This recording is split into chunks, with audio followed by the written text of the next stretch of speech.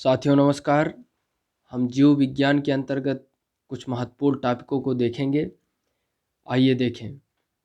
जीव विज्ञान बायोलॉजी शब्द के प्रथम प्रयोगकर्ता लामार्क तथा ट्रेविरेनस और इसके जनक अरस्तु एरिस्टोटल माने जाते हैं।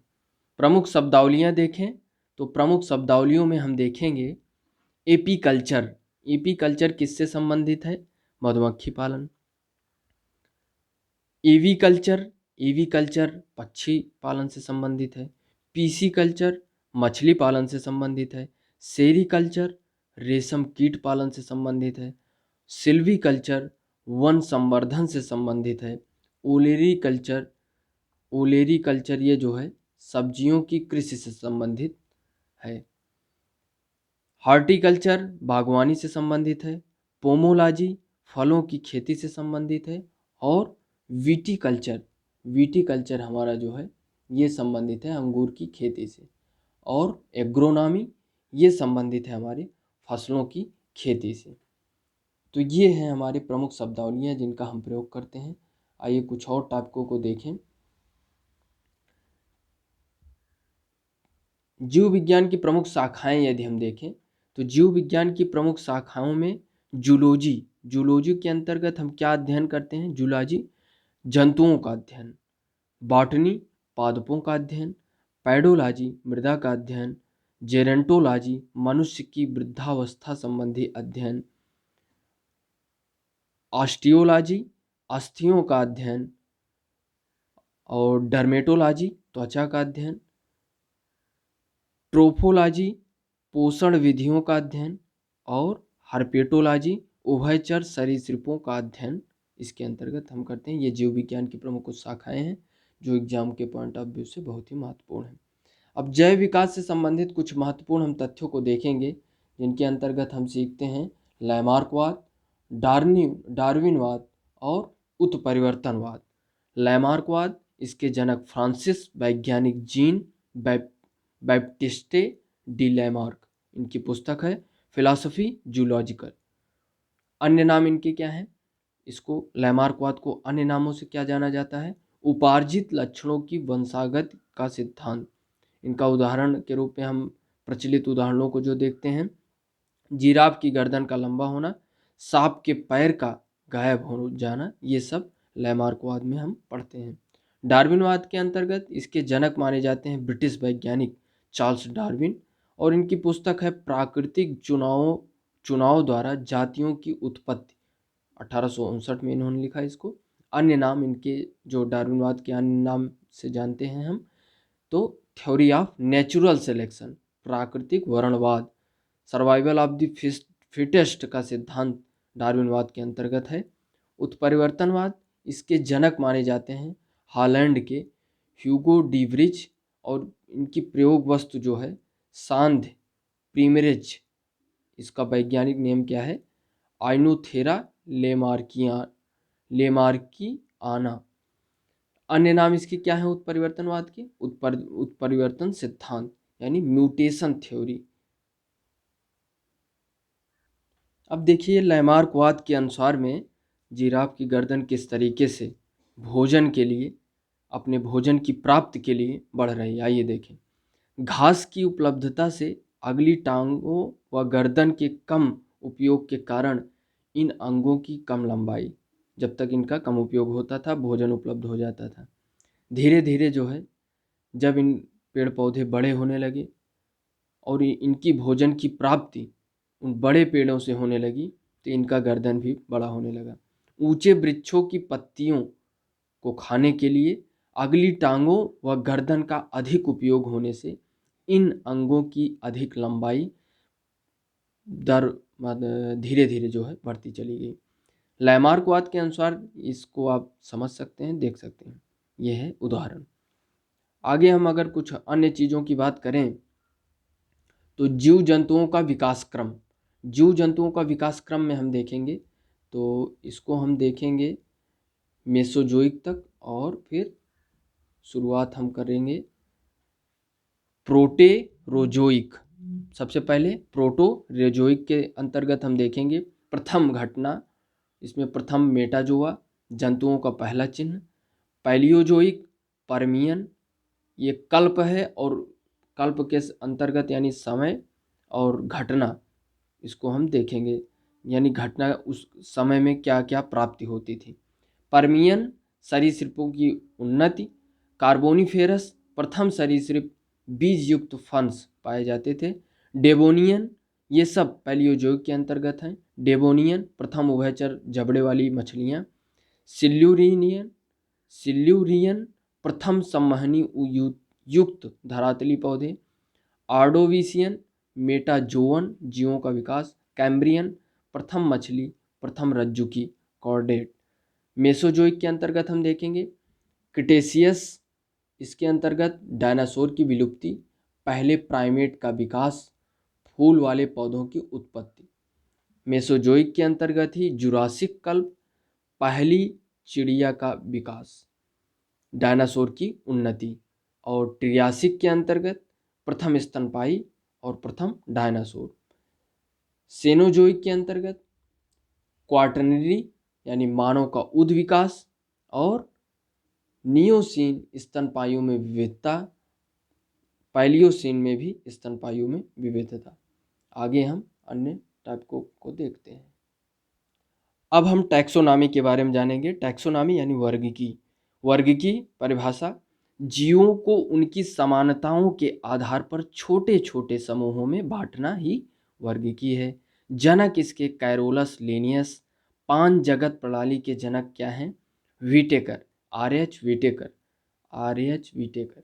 पांच जगत किंगडम, पांच जगत को हम देखेंगे, पांच जगत में क्या क्या है? मोनेरा, प्रोटिस्टा, कवक, पादप, जंतु। मोनेरा के अंतर्गत यदि हम देखें तो एक कोष की जीव, प्रोकैरियोटिक जीव, और इनके उदाहरण को देखें तो माइकोप्लाज्मा, जीवाणु, साइनोबैक्टीरिया। प्रोटिस्टा के अंतर्गत यदि हम देखें तो यूकैरियोटिक इसके अंतर्गत आते हैं। उदाहरण में देखें तो शैवाल एवं प्रोटोजोआ। कवक के अंतर्गत यूकैरियोटिक, अधिकांशतः बहुकोशिकीय, और इसके उदाहरण ईस्ट, मशरूम, काइटिन निर्मित कोशिका भित्ति। और पादप के अंतर्गत यदि हम देखें तो स्वपोषी, ब्रायोफाइटा, टेरिडोफाइटा, अनावृत व आवृत बीजी। जंतु के अंतर्गत देखें यदि हम तो सभी उपभोक्ता जीव, कशेरुकी और अकशेरुकी। तो ये हो गए हमारे पांच जगत। कौन कौन से? मोनेरा, प्रोटिस्टा, कवक, पादप, जंतु। अब हम मोनेरा के अंतर्गत थोड़ा सा देखते हैं। मोनेरा के अंतर्गत हमने क्या क्या सीखा था, कौन कौन से उदाहरण देखे थे हमने, उसको हम देखने का प्रयास करते हैं। उदाहरण में हमने देखा था माइकोप्लाज्मा, जीवाणु, साइनोबैक्टीरिया। इन्हीं तीनों को हम देखते हैं। माइकोप्लाज्मा, स्वतंत्र जीवन यापन करने वाले सूक्ष्मतम जीव, प्रजनन में समर्थ। साइनोबैक्टीरिया, इसके अन्य नाम क्या है? नीलहरित शैवाल। जीवाणु में सरल तथा एक कोशिकीय सूक्ष्म जीव। ये दो प्रकार के होते हैं जीवाणु में, एक परपोषी जो दूसरों के ऊपर निर्भर रहते हैं, एक स्वपोषी।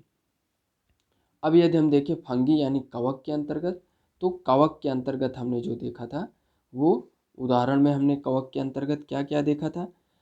ईस्ट, मशरूम, काइटिन निर्मित कोशिका भित्ति। तो ये क्या है? ये हमारे मशरूम है, जिन्हें कुकुरमुत्ता के रूप में हम देखते हैं। पर्ल हरिम रहित यानी नो क्लोरोफिल। थैलोफाइट्स, परपोषी यानी हेट्रोग्राफिक, काइटिन निर्मित कोशिका भित्ति। कवक का अध्ययन, कवक के अध्ययन को हम क्या कहते हैं? माइकोलॉजी। कवक प्लस शैवाल के अध्ययन को हम क्या कहते हैं? कवक और शैवाल के अंतर्गत जो दोनों सम्मिलित होते हैं, लाइकेन। उदाहरण इसका हम देखें तो खमीर, कुकुरमुत्ता, राइजोपस। तो ये है हमारे कवक के अंतर्गत। अब हम प्रोटिस्टा के बारे में देखेंगे। प्रोटिस्टा पादप के समान, पादप के समान और जंतु के समान। पादप के समान में क्राइसोफाइटा, डाइनोफ्लेजलेट, यूग्लिनाइड। जंतु के समान में यूग्लिनाइड दोनों के अंतर्गत आता है, पादप के समान में भी और जंतु के समान में। स्लाइम मोल्ड, ये जंतु के समान, प्रोटोजोआ। तो जंतु के समान में 3 यूग्लिनाइड, स्लाइम मोल्ड, प्रोटोजोआ। पादप के समान में क्राइसोफाइटा, डायजोनोफ्लेजेट, यूग्लिनाइड। तो यूग्लिनाइड दोनों के अंतर्गत है। क्राइसोफाइटा के अंतर्गत डाइटम्स, डिस्मिट्स, और डाइटम में सबसे बड़े प्रकाश संश्लेषी को हम डाइटम्स कहते हैं। डिस्मिट्स में सुनहरे शैवाल इसके अंतर्गत आते हैं डिस्मिट्स। यूग्लिनाइड, यूग्लिना मिक्सोट्रॉपिक पोषण यानी जंतु तथा पादप के बीच संयोजी कड़ी। ऐसे क्वेश्चन पूछ लिया जाता है, जंतु तथा पादप के बीच संयोजी कड़ी क्या है, तो उसमें क्या कौन सा हो जाएगा, यूग्लिनाइड। यूग्लिनाइड को क्या कहते हैं, जंतु तथा पादप के बीच संयोजी कड़ी। और स्लाइम मोल्ड कवक के समान। प्रोटोजोआ एक कोश की, और इसके अंतर्गत अमीबा आता है, पैरामीशियम आता है और ट्रिपैनोसोमा आता है। अब हम बात करें यदि पादप जगत की, पादप जगत के अंतर्गत हम देखें तो थैलोफाइटा। थैलोफाइटा सरल शारीरिक संरचना, और इसके अंतर्गत थैलोफाइटा के अंतर्गत क्या क्या आते हैं, शैवाल, बैक्टीरिया और कवक। और इसको क्या कहा जाता है, सर्वव्यापी। उदाहरण इसका क्या है, स्पायरोगाइरा। पूछ लिया जाएगा स्पायरोगाइरा किसके अंतर्गत है, तो थैलोफाइटा के अंतर्गत। ब्रायोफाइटा, ब्रायोफाइटा के अंतर्गत क्या क्या आते हैं, उभयचर जीव आते हैं। संवहनी ऊतकों की अनुपस्थिति होती है। उदाहरण मांस मार्केंसिया। टेरिडोफाइटा संवहनी ऊतक उपस्थित होता है इसमें। और उदाहरण फर्न, हॉस्टेल, मार्सिलिया। जिम्नोस्पर्म को देखें यदि हम, तो जिम्नोस्पर्म के यदि अंतर्गत देखें तो ये जो बना है जिम्नोस्पर्म, जिम्नो यानी नग्न, स्पर्मा यानी बीज, तो बहुवर्षीय एवं सदाबहार। उदाहरण इसका पाइनस तथा साइकस। एंजियोस्पर्म, एंजियोस्पर्म का देख रहे हैं आप, उदाहरण आवृत बीजी, एंजियो यानी ढका हुआ, एंजियोस्पर्म यानी ढका हुआ। अन्य नाम में देखें तो पुष्पीय पादप फलदार। इसका उदाहरण देखें तो आम, अमरूद, पपीता, ये सब किसके अंतर्गत आते हैं, एंजियोस्पर्म के अंतर्गत।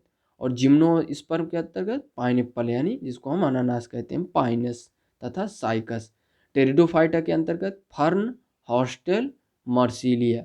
ब्रायोफाइटा मास मार्केंसिया, और थैलोफाइटा के अंतर्गत स्पायरोगाइरा। तो अब हम देखेंगे पादपों के भेद। पादपों के भेद में हम देखेंगे कौन कौन से भेद हैं, तो इनके भेद में देखेंगे हम क्रिप्टोगैम और फाइनेरोगैम।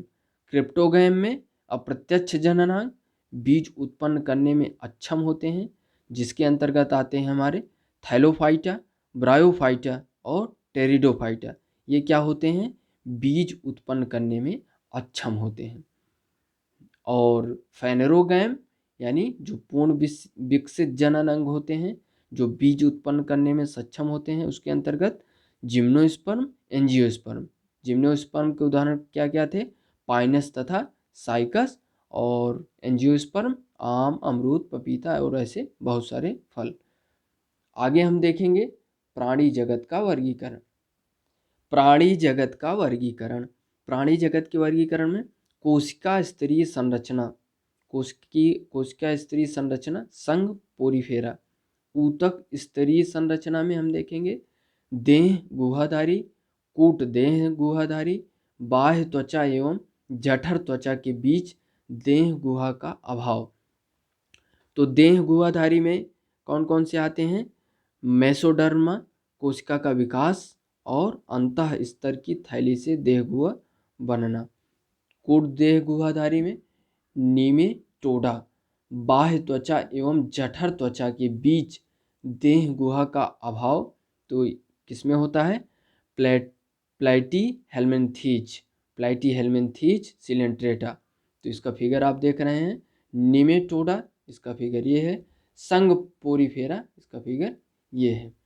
आगे हम देखें तो ये देह गुहाधारी के अंतर्गत हमने दो चीज़ की चर्चा की थी, मेसोडर्म कोशिका का विकास, अंतः स्तर की थैली से देह गुहा बनना। तो इसके अंतर्गत हम देखें तो एनेलिडा यानी मोलस्का या आर्थ्रोपोडा, एनेलिडा, मोलस्का, आर्थ्रोपोडा, ये देख रहे हैं हम इसके अंतर्गत। ये क्या है, इसको हम देखते हैं। अंतःस्तर की थैली से देह गुहा बनना, नोटोकार्ड युक्त और नोटोकार्ड विहीन। नोटोकार्ड विहीन के एग्जाम्पल क्या है, इकाइनोडर्मेटा, और नोटोकार्ड युक्त के अंतर्गत एग्जाम्पल क्या है, कार्डेटा। कार्डेटा में 2 टाइप के होते हैं। इसको हम देखते हैं अपने आसपास के इन्वायरमेंट में। ये किस संघ में है, एनेलिडा, मोलस्का, आर्थ्रोपोडा। अब कार्डेटा के अंतर्गत देखें तो 2 चीज़ें आती हैं। ये नोटोकार्डेटा युक्त तो हैं, तो इसमें लार्वा में अवशेषी नोटोकार्ड, इसका क्या है, प्रोटोकार्डेटा। प्रोटोकार्डेटा का फिगर ये है। नोटोकार्डेटा, नोटोकार्ड की जगह मेरुदंड, मेरुदंड कशेरुकी जो होते हैं, जिनके अंतर्गत मेरुदंड पाया जाता है। तो ऐसे कौन कौन से हैं, साइक्लोस्टोमेटा,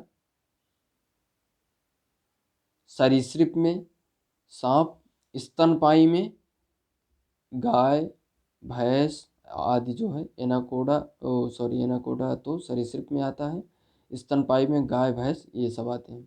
पक्षी, उसके बाद जल स्थलचर, मत्स्य, जल स्थलचर में मेढक, यानी ये उभयचर है। तो इसको आप लोग क्या कहते हैं, नाम तो पता हो गया होगा, टिड्डे। पादप जगत का वर्गीकरण, विभेदित पादप शरीर, बिना विभेदन वाले पादप शरीर। विभेदित पादप शरीर में बिना संवहनी ऊतक के कौन कौन से हैं, ब्रायोफाइटा हैं। संवहनी ऊतक युक्त जो होते हैं, बीज रहित यानी बीज युक्त, और ये बीज रहित। बीज रहित में टेरिडोफाइटा, इसका फिगर आप देख रहे हैं, ये है टेरिडोफाइटा ये, और ब्रायोफाइटा ये है।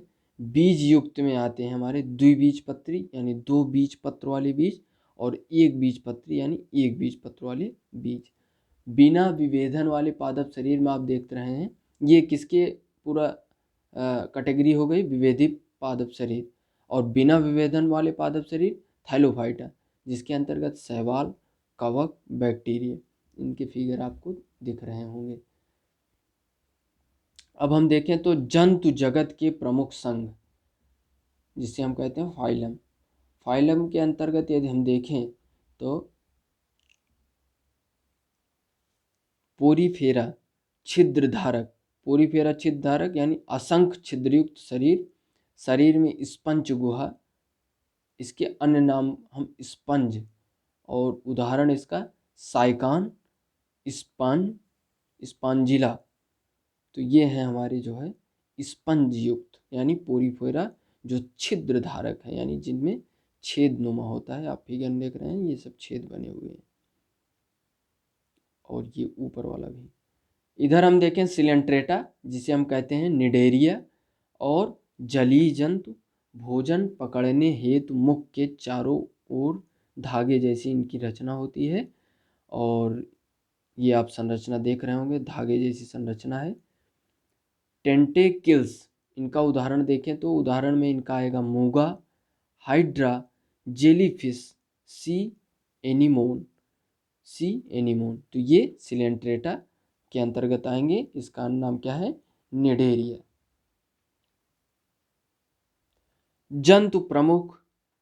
जंतु जगत के प्रमुख संघ, इनके बारे में हम जानेंगे, फाइलम।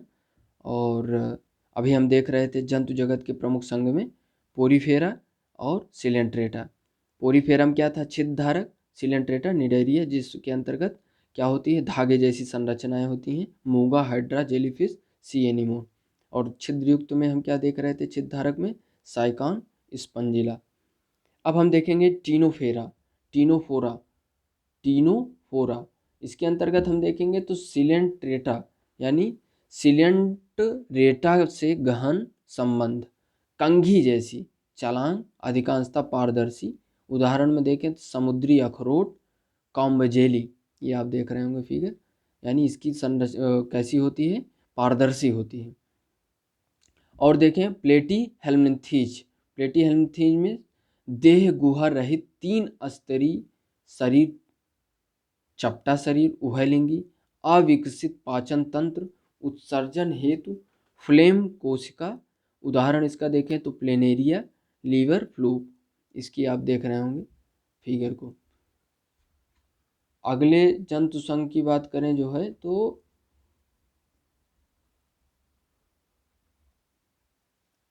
स्केलमिंथीज। स्केलमिंथीज मीन्स इसके अंतर्गत हम देखें तो लंबे और बेलना आकार अखंडित कृमि जो होते हैं इसके अंतर्गत आते हैं। जैसे केचुआ आप देखेंगे इसके अंतर्गत।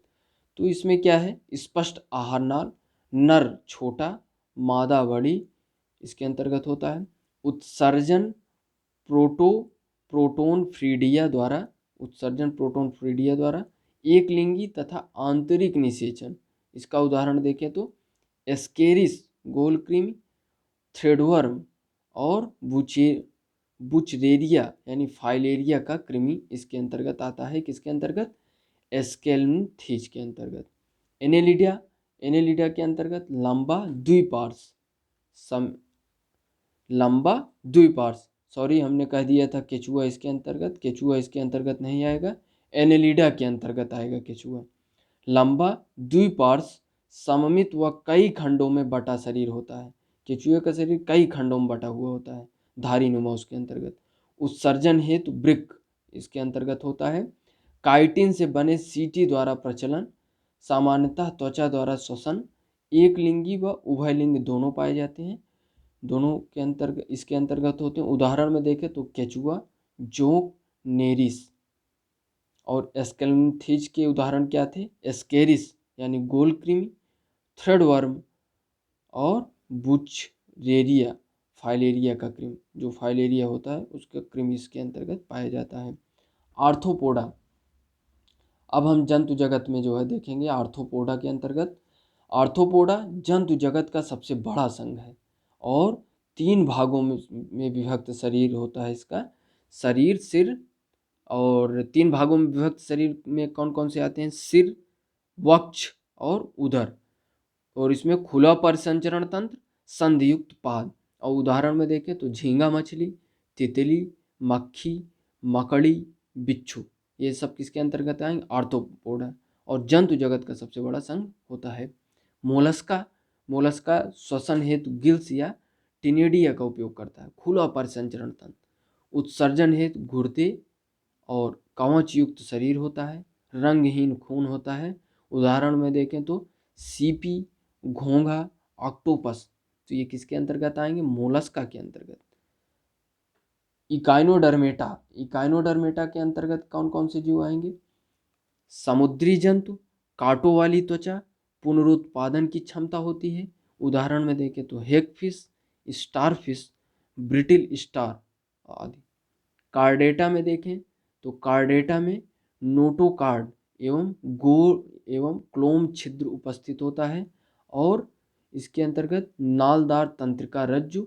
और उदाहरण सभी कशेरुकी जंतु इसके अंतर्गत आएंगे, जैसे मेढक और ये सारस और कछुआ।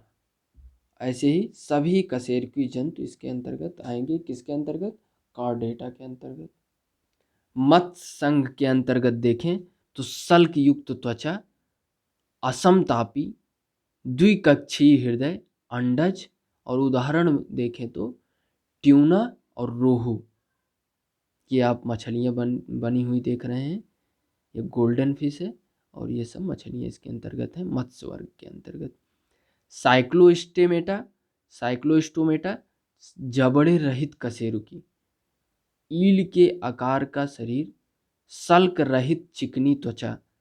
उदाहरण में लैम्प्रे, लैम्प्रे और है मछली, ये है लैम्प्रे है मछली, ये फिगर बने हुए हैं।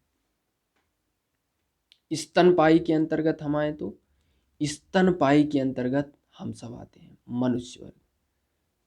समतापी 4 कक्षीय हृदय, यानी अब तक मत्स्य वर्ग में क्या था, द्विकक्षीय हृदय। अब हम स्तनपाई में 4 कक्षीय हृदय पाए जाते हैं और दुग्ध ग्रंथियां पाई जाती हैं। शिशुओं का जन्म होता है। उदाहरण में देखें तो चूहा, मनुष्य और चमगादड़। अगले संघ की बात करें तो ये सब किस संघ के अंतर्गत हम देख रहे हैं? वर्टिब्रेटा संघ। वर्टिब्रेटा संघ के अंतर्गत हमने देख लिया मत्स्य, साइक्लोस्टोमेटा, स्तनपायी। अब हम देखेंगे जल स्थलचर। जल स्थलचर में एम्फीबिया इसको कहते हैं, श्लेष्म ग्रंथियां युक्त त्वचा, श्लेष्म ग्रंथियों युक्त त्वचा, त्रिकक्षीय हृदय। मनुष्य की क्या है? 4 कक्षी, जिसमें त्रिकक्षीय हृदय, फेफड़े, एक वृक्क, जल व स्थल दोनों पर निवास। उदाहरण में हम देखेंगे मेढक, टोड। सरीसृप के अंतर्गत क्या था? सरीसृप के अंतर्गत था किस असमतापी और सल्क युक्त त्वचा, त्रिकक्षीय हृदय, कठोर कवच युक्त अंडे। उदाहरण में देखें तो कछुआ, सांप, छिपकली, मगरमच्छ, ये सब सरीसृप के अंतर्गत आएंगे, यानी रेंगने वाले जंतु। कछुआ भी इसी के अंतर्गत आएगा। पक्षी, पक्षी समतापी होते हैं और 4 कक्षीय हृदय इसमें होते हैं और पैरों से ढका शरीर होता है, परों से ढका शरीर होता है। उदाहरण में देखें तो सभी पक्षी, जो गिद्ध, तोता, मैना, सभी पक्षी इसी के अंतर्गत आएंगी। तो पक्षी भी समतापी होते हैं, स्तनपायी जीव भी समतापी होते हैं, सरीसृप असमतापी होते हैं, जल स्थलचर ये श्लेष्म ग्रंथियां युक्त त्वचा होती है इनकी। साइक्लोस्टोमेटा जबड़े रहित कशेरुकी होते हैं, जैसे लैम्प्रे है मछली। और मत्स्य वर्ग में ट्यूना, रोहू इसके अंतर्गत आते हैं, सल्क युक्त त्वचा। तो ये हमारा क्या हो गया? वर्टिब्रेटा संघ। आगे भी हम साइंस से जुड़े, जीव विज्ञान से जुड़े टॉपिकों की चर्चा करते रहेंगे। धन्यवाद।